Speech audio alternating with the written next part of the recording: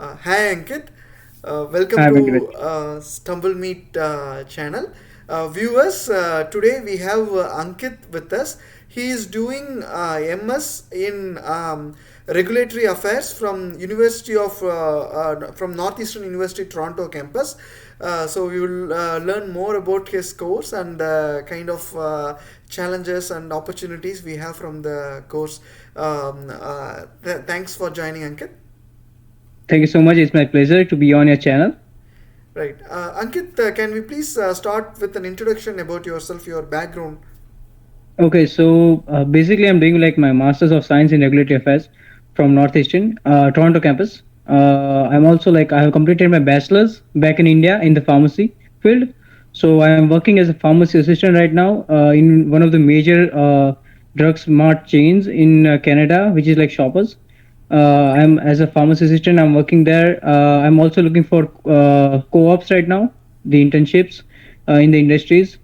So in masters we have different concentrations according to your choice, according to your knowledge, and according to your says like you like some subjects like you, concentrations. You want to work in the field of medical devices. You want to work in the field of clinical research, or you want to go with the biopharmas. So we have different like concentrations in the program. So we can choose whatever we like. Up to that you can find the internships, and right now like Northeastern is working very well. We have different clubs and groups. Like Neura is one of the club, Northeastern University Regulatory Affairs group, in which we ask professors and industry people to come over here in the campus, have a talk with the students. There is one more group like Northeastern University's Spotlight Arts and Cultural Group. So I am one of the core team member in the group, in which we ask people from different backgrounds, different areas, to present something about their culture, like a dance, music, whatever they like. My friend, one of my best friend, Kanja Oza, he's the president of the club, and I am the director of the operations. We are doing well right now, I can say. It's been like 9 or 10 months over here in Canada. I just completed my third quarter. I'm on my summer break right now, so I'm working full time at Shoppers Drug Mart. Next, we have like fourth quarter coming soon. So we are preparing for that. We have to pay our fees. Mm-hmm. Obviously, we have paid our first year fees back in India, but now we have to pay our new fees. Mm-hmm. So yeah, we all are working on that right now. Right. So you said you did your bachelor's in pharmacy from India. Can you please tell us how did you get admission into this course and how your bachelor's helped in getting admission, Ankit? So the thing is like as you can see in the name of the course, is like Masters of Science in Regulatory Affairs, with some different options like drug, biologics, and medical devices. So I have completed bachelor in pharmacy, which is like related to pharmacy, drugs, and medications. It's also like it doesn't matter if you have done any other bachelor's program. Mm-hmm. According to your choice, according to your background, if the university finds that okay, you can do this program because you have some qualifications in some subjects, they will allow you. And it's up to all your IELTS band. It's up to all your interest and your recommendations. Like you have to send a letter of recommendation Mm-hmm. to the university from the different professors. Like I have done my bachelor's from India, from LJ University. So I have asked my professors in India, like from my university, to give me a recommendation letter to the university that okay, I have done like in my 8 semesters, I have done something in pharmacology, I have done something in pharmaceutical science. So I will ask them that can you write me a recommendation letter? So they will write us a recommendation letter. So they will see everything, they will analyze everything, and then they will select. Nowadays, like for the last quarter, we don't now we are only getting admissions in September. So January intake is not open right now. So they are not taking any students in January because we are fully booked, I think, and we don't have any more seats. They are also making a new campus in Toronto. So right now, what we have is just 2 floors. As all knows, like it's 46th floor and 52nd floor where we have our classes and everything. But now they are planning to improve the campus. They are taking some steps on that, and we are enjoying right now. Right. So right now the courses are offered only once per year. Is it what, or it's offered twice? But the admission is currently not open for Yeah. how many times the course is offered, Ankit? So two times, like they have like January intake, they have September intake. Okay. They do have May intake sometimes for some courses, like a Master of Science in Project Management. They have computer sciences, applied science. They have different options. Mm-hmm. So according to that, but in my opinion or in my knowledge, right now they are only offering Masters of Regulatory Affairs course for Okay. September intake. All right, all right. So, from your batchmates' point of view, from what the kind of mixture, what you see in your batch, uh, do generally people come from pharmacy background, or was there any mix of background? What is the predominant background that people who select this course are from, and how do employers evaluate those backgrounds? Ankit, can you please tell us about that? So yeah, for that, like majority of people are over here like doing Masters of Science Regulatory program. They are from the pharmacy background Mm-hmm. because in Canada it is the only program or only university in Toronto I can say that which is providing masters program in basically regulatory affairs. Mm-hmm. Any other university they don't have that option. Even if you want to go to pursue like Master of Science in Pharmaceutical Science in University of Toronto, you have to pay a lot of fees. Mm-hmm. It's not like not everyone can afford it, but majority of people I have seen they are from pharmacy background. I've seen dentists. They have completed the dentistry back in India. Mm-hmm. They are doing masters over here because it is a science program and it is some kind of related to drugs and biologics. Mm-hmm. So they are doing masters of science in regulatory. Dentists are my classmates. Then I can see people from different like bachelors of science program. They have done like bachelor of science in chemistry. Even I've seen people doing like bachelor's and master's both completed in India. Mm-hmm. Now they are coming over here with the option that they can do masters of science program. They just want to come here. They just want to complete 2 years. They just want to get a PR. Mm-hmm. But it is like a good option for them to take a master's program rather than doing like PG diploma for 1 year and doing another PG diploma for 1 year. 1 year. Right. So, what exam did you give to get admission, Ankit? IELTS, they only IELTS. ask for IELTS, and according to my background, like I have done bachelor's in pharmacy, so they have seen my 8 semesters process, Mm-hmm. what I have learned so far. I have to give the letters to them, like I have to provide the letters, that recommendation letter and everything. As I told you, Mm-hmm. that's the thing they evaluate. Like only thing is IELTS over here in the university, and yeah, all in all, you can see IELTS I have given. Then that's the only thing I have given. But my bachelor's, the results and everything they evaluate. According to that, they will give the Right. admission. Right. Is there any minimum CGPA expected? They have some limited criterias. Like when I came here, it was like pandemic. Mm-hmm. I was in the COVID time when I came here. I was quarantined 14 days in a hotel because I have taken like Covaxin. Mm-hmm. So I was like, okay, I want to take Indian vaccine. So I was with like Covaxin. So I took first 2 doses of Covaxin, and at that time it was not approved by WHO. Mm-hmm. So according to the guidelines, I had to go into quarantine for 14 days, and then I had to take Pfizer, the third dose over here as a booster, and then they allowed me to go into the campus. Mm-hmm. That's why like I'm the first person in Canada who took the third dose. Mm-hmm. Like not the first person, but I think like in the university I was the first person who came with that scenario that who has taken 2 doses back in India, which is not approved in Canada. Right. Then I had to like take another shot of Pfizer, and then I was like, okay, I can go into the campus. I can study in class in person. Right. Right. So, I mean, from the CGPA from bachelor's course, is there any minimum CGPA expected? There is no particular minimum CGPA, but overall they expect like 80% to 85%. Okay. Yeah, I have Right. seen people with the 3.8 or 3.5 CGPA. I have seen people with 3 CGPA as well. 3 out of 10. Yeah, 3 out of 4. 3 out of 4. Okay. Yeah. Okay. Okay. All right, all Like right, over here we have our CPI, our GPI. right. Our CPI comes in four, like out of four. So Okay. right now I have 3.2, so which is like out of four. Right, right. No, no, So no. according to Generally their in India, standard, over India here back in India we have like 10 10, CGPA right? standard. Yeah, Over yeah. here they have four. All Yeah, right, all right. Okay. So from India in the bachelors, generally it is expected like from what you said, it was like an 8 CGPA, like 80%, right? 80%. Yeah. Right, right. Okay, that's nice. So from the course structure point of view, how does the course is designed? Is it assignment based, or what can one expect? How the course would be?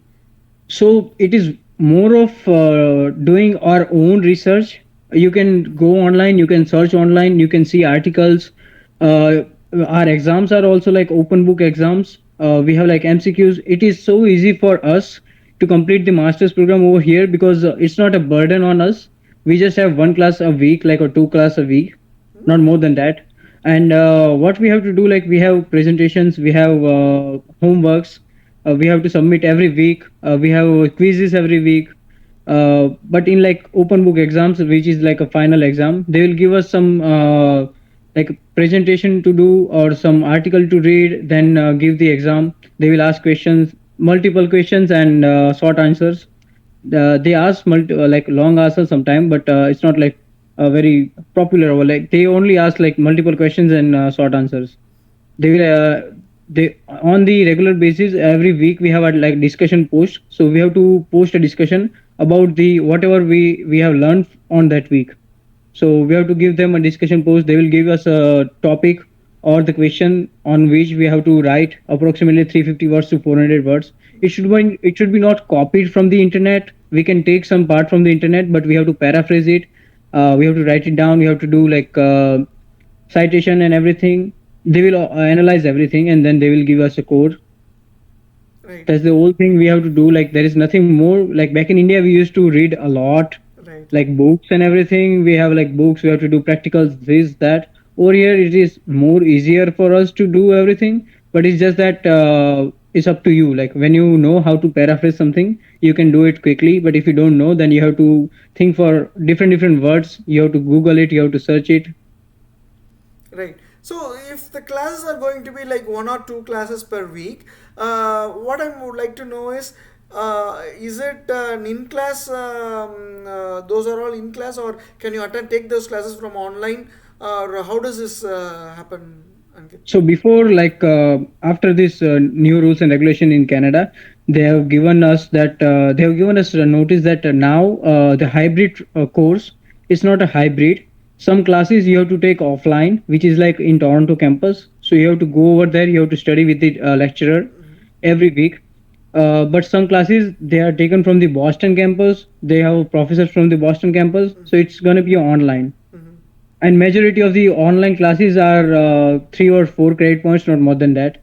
But the major courses which we have to learn every quarter, which are they are offline and we have to go in person. And if you like nowadays they also say like if you don't go to the class like more than 3 times, then you have to give a reason why you are not going to the class. Mm-hmm. The professor will analyze everything. It's up to the professor. If professor is allows you to take the class online, you can take online. Okay. So from the course load point of view, how accommodative is the course for doing part-time jobs, Ankit? Doing part-time job, you can manage your course if you are like if you are studying well. Every week whatever they gave you, whatever the articles they gave you to read, whatever the so it is all about FDA, EMA, the regulatory perspective. If you are in clinical research, they have subjects for the clinical research. If you are in medical device, they have subjects for medical device. So they give you articles, they give you online different PDFs to read, different cases, different scenarios. So you have to read every week. That's the only key to pass the course easily, I can say. And part-time job is not hard for us because we only have to work 20 hours. When is this co-op planned during this course in the course structure? When co-op is allowed? Ankit? So basically, we have like 7 quarters in total in 2 years. If you don't do any co-ops, the course is gonna be finished very soon, like April or June. So If you sorry, are when you say doing 7 quarters, is it 7 semesters? No, quarters are different. Semesters are, we have semester for 6 months. Quarters are 3 months. Here in Canada, isn't the semester for only 4 months? Semester is for 4 months here in Canada. Back in India, semester is for 6 months, Right. and over here we have a quarter system, which is like 3 months, Mhm. 3 months course. Uh, we have in total we have seven quarters, and if you are taking a co-op, you have to do it before the seventh quarter, before the last quarter. You are not allowed to do the in the second half of the year, second half year. You cannot do the co-op. They will give you line like right now. If I want to do the co-op, I can take it from January till next last quarter. I can give them notice, or I can provide them that I got a job, I got an internship at this company, and can you allow us? Ankit, when you use the term quarter here, as per here Canadian standard, is that mean one semester as per the Canadian education system? You can say one semester, but they don't describe it as a quarter or a they don't describe it as a semester. They Oh, say it's a quarter. okay, okay.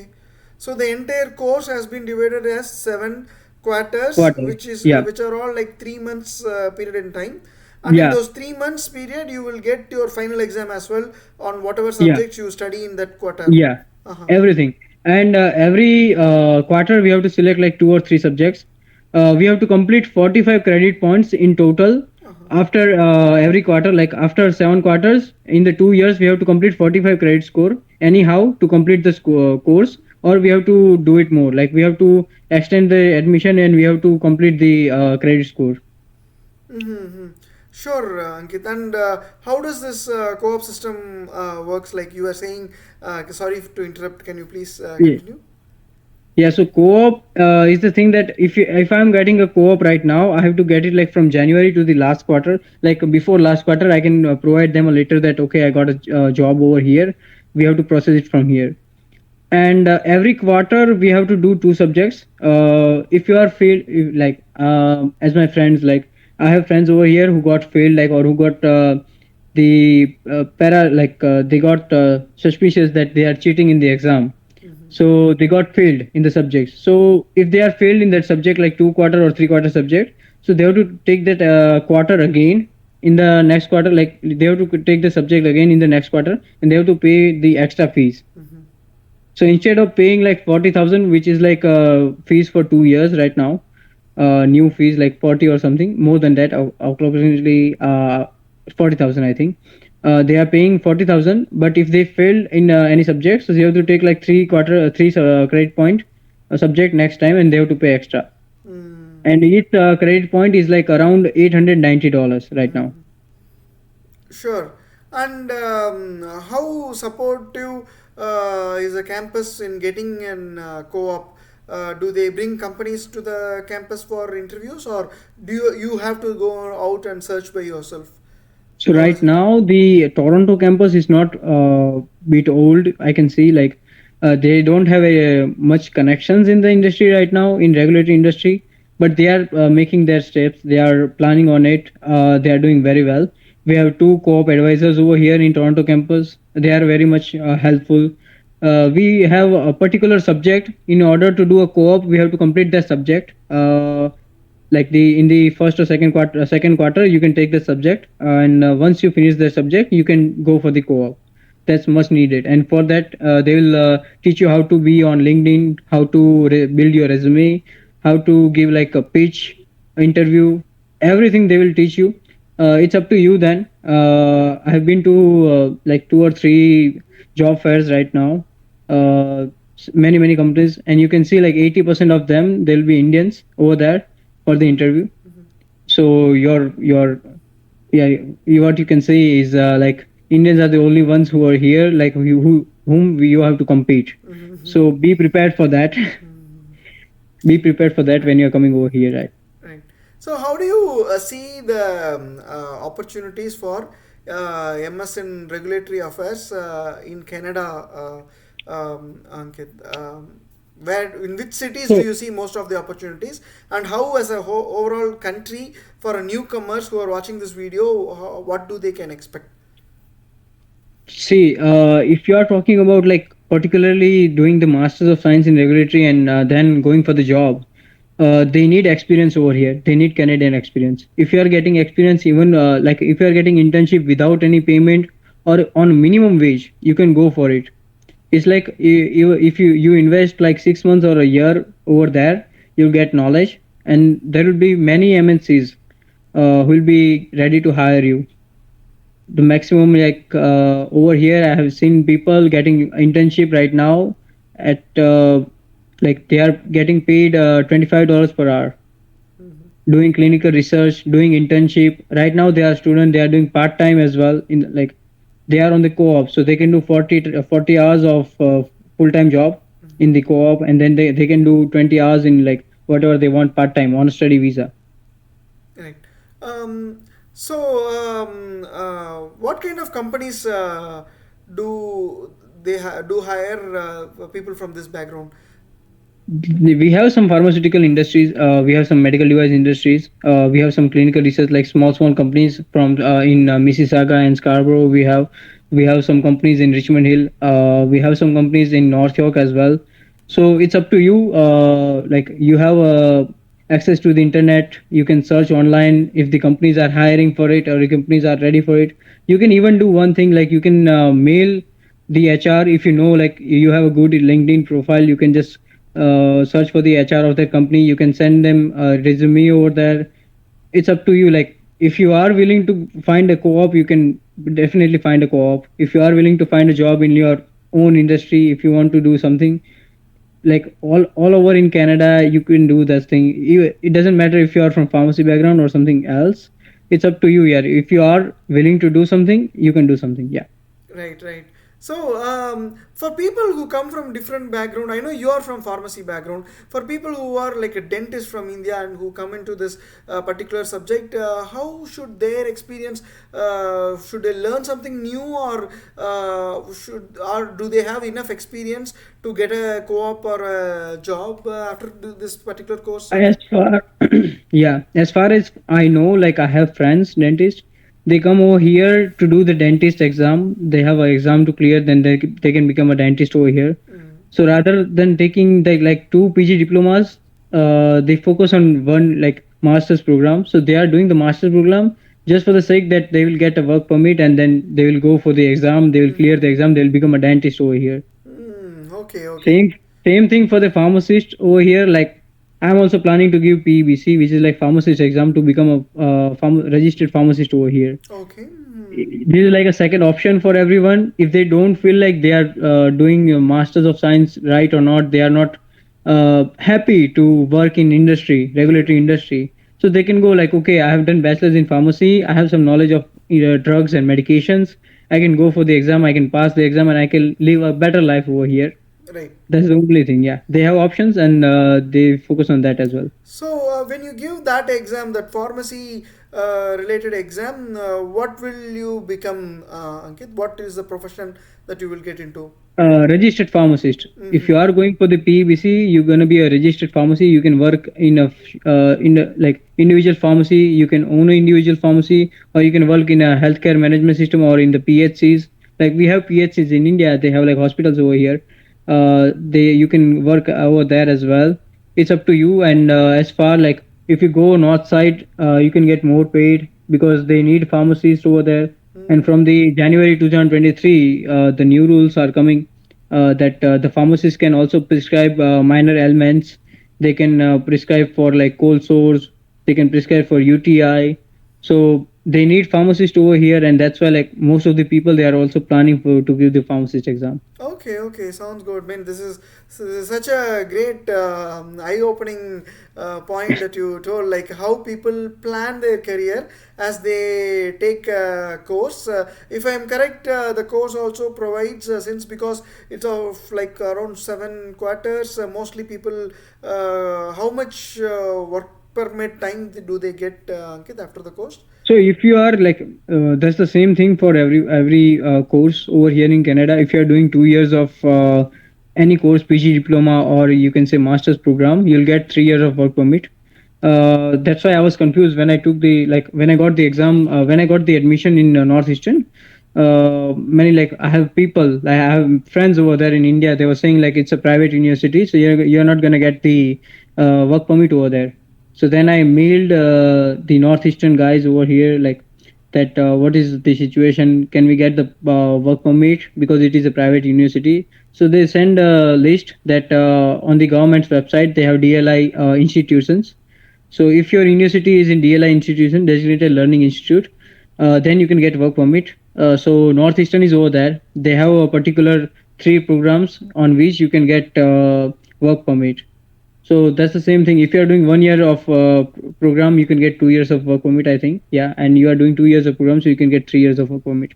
Okay, it's better to check in the DLI website to know exactly And it what is is no, no, no, the it is over there. It is over right. there. If you are doing Masters of Science in Regulatory Affairs and you are in Northeastern University, you will get 3 years of work permit. Like not, it's up to the IRS officer. It's up to the officer, but is that like yeah, you can get 3 years of work permit. Right. Mostly that's what people are getting is what you are saying. Yeah, Okay. yeah, All right. And in the 3 years, people are planning on the careers what they want to yeah. choose So and right, basically, most of the people they plan to do like 1 year in a NOCB job, so they'll get points. right, right, Either they apply for TR to PR or they'll go for the CRS points and they will apply in that and they'll get score and they'll get PR. After getting PR, they'll do whatever they want. right, right, It's now up to them. So right, most of the people they are planning their career accordingly their choice. right, right. That's the only thing. So now going off from this campus-related topic, how is life in Toronto when you move from India? What were the new things that you Uh, felt? so when I was living when I came in Toronto, I was not living in Toronto. I can say like I was living in GTA area in Toronto, but GTA area. I was in Etobicoke.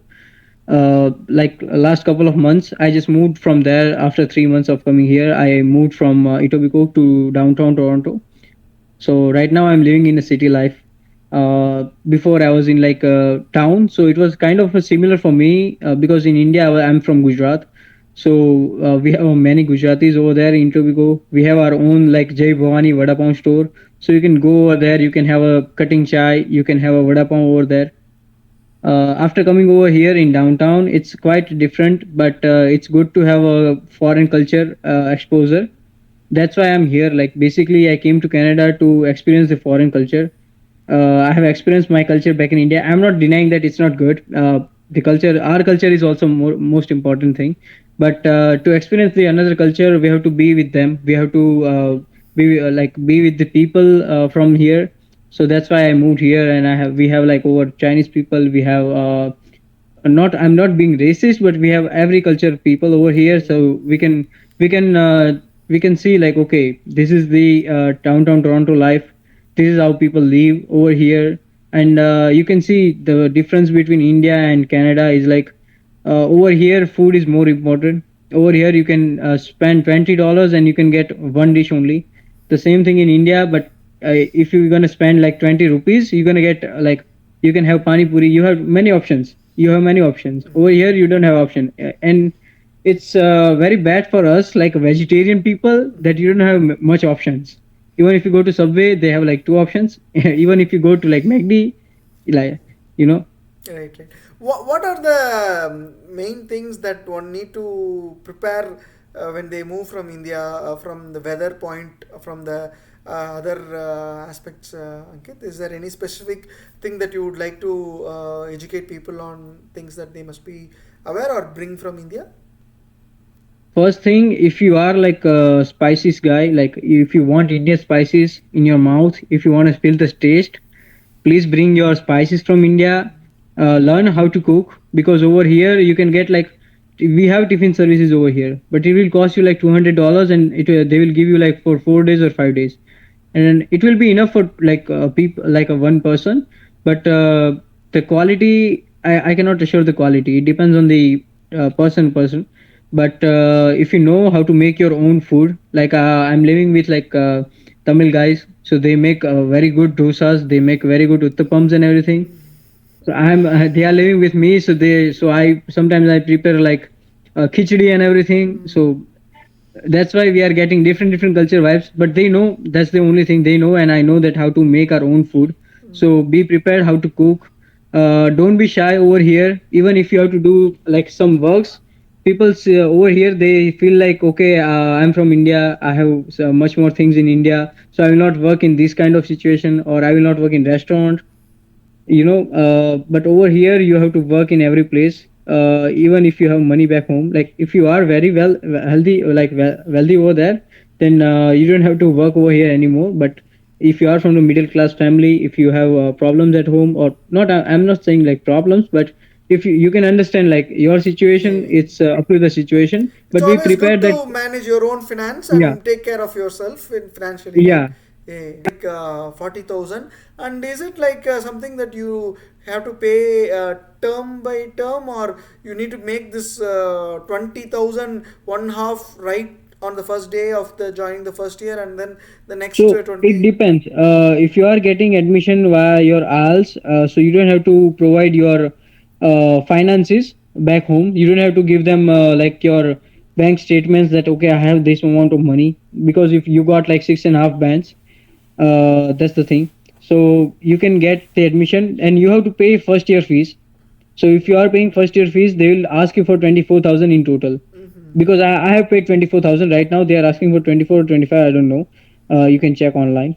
But I have paid like 24,000 in advance, and now I have to pay for 2 quarters and like two semester. We can say back in India it's semester. So for 1 year fee, I have already paid 24,000, and for 1 year fee, I will pay by myself. And it's gonna be on credit point. So if you have like let's assume that I'm getting like 8 credit point this quarter, so it's gonna be 8 credit points into 890, and they will send you a invoice and everything. Then they have to then you have to pay.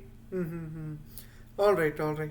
So, what are the things that you like apart from? Is there anything specific that you would like to educate our users from your experience, Ankit? Try to be more connected with people. Try to work in as many field as you can back in Etobicoke. Then I was working for the UPS.